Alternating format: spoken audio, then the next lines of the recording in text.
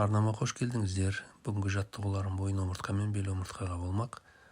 Аяғымызды осылай тартып тік ұстап, қолымызбен табанымызға жеткізіп, және басымызды тіземізге жеткізу әрекетін жасаймыз.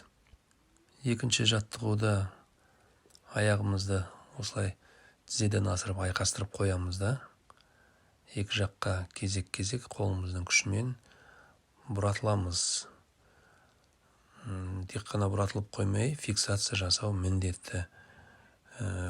Өзіңіздің шамаңызға қарай 5-7-10 секундқа дейін фиксация жасап ұстап тұрсаңыз, беліңіз, омыртқаларыңыз рахаттанып қалады.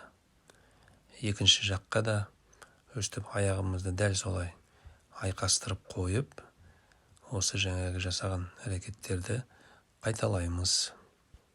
Жаттығуды орындау кезінде өзіңізге қатты күш салмаңыз, шамаңыз келгенше жасаңыз. Шипа болсын.